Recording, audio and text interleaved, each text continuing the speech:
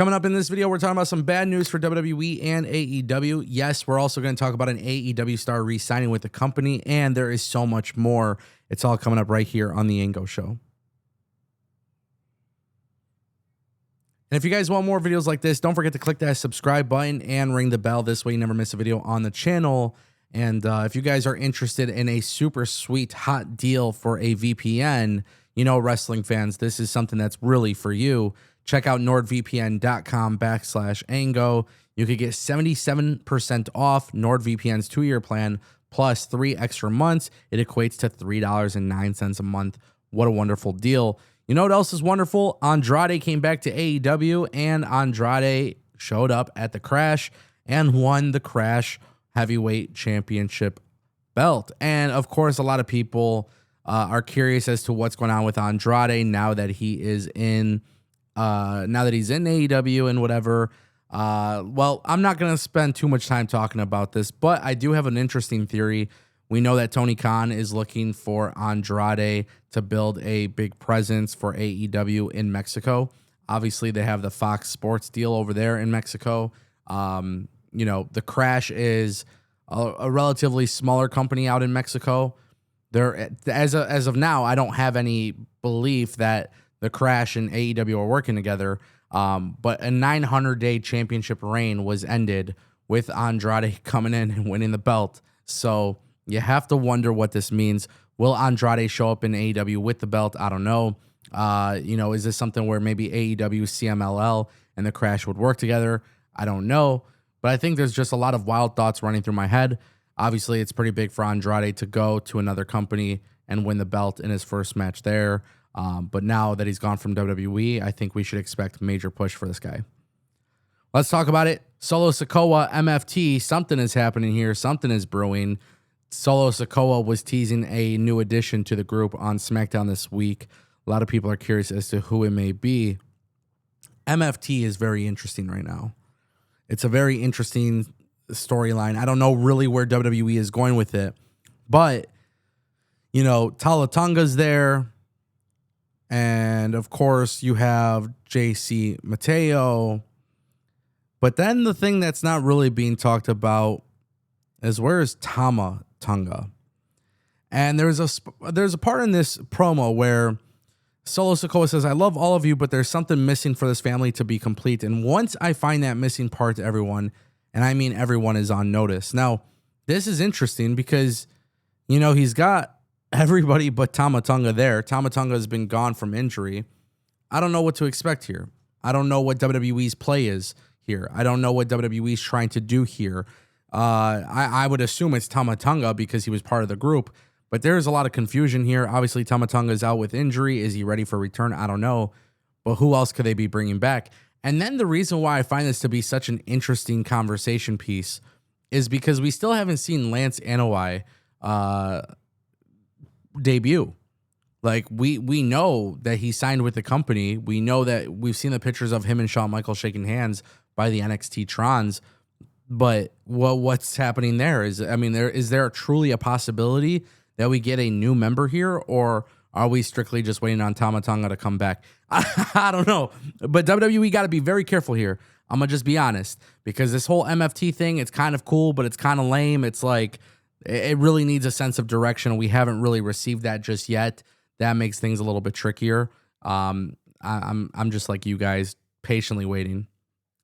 That brings us to our next topic, ladies and gentlemen. We got to talk about it. Hikaru Shida has re-signed with AEW. She's a former 3-time AEW Women's Champion, and she put all speculation on the. You know, she just removed all the speculation from the internet because she did reveal that she is in fact staying in AEW, and it actually came with some positive news as well.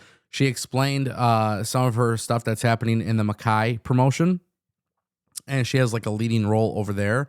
And on top of that, Hikaru Shida did reveal that she re-signed with the company and she got her visa again. So she is expected to come back to AEW in America. And obviously, you know, sometimes this kind of becomes a thing in professional wrestling where you are waiting to see what's going on with somebody's visa situation.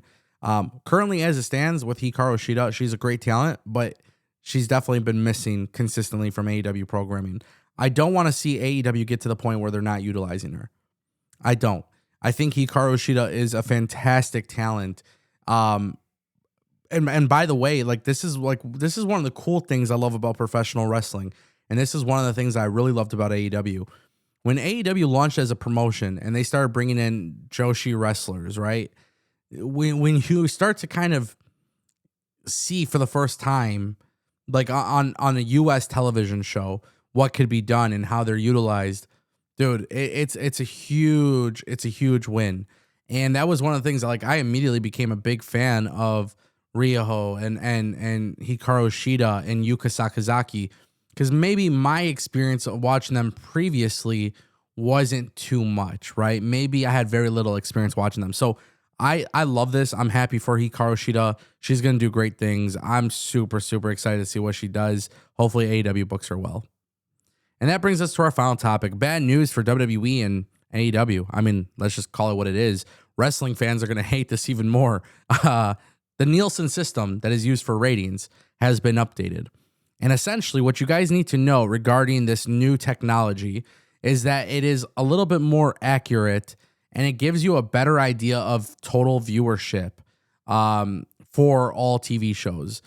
Now, this is very groundbreaking news because NXT saw about a 42% drop in viewership and AEW saw a massive drop.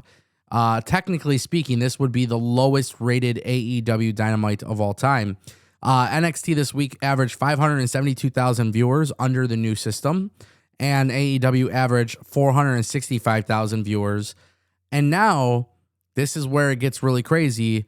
You're going to see people changing the narrative. But we now have a system with Nielsen technology where it is calculating way more homes than before. The sample size is way larger.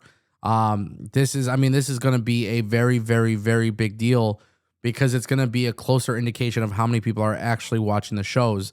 And for AEW dropping that low, it's kind of it's a significant matter. But also for NXT, it's still the same thing, right? This affects both companies. It's not just one or the other. NXT has been doing a lot more favorable against AEW this year, to be honest. Like, that's kind of well known no matter which way you look at it.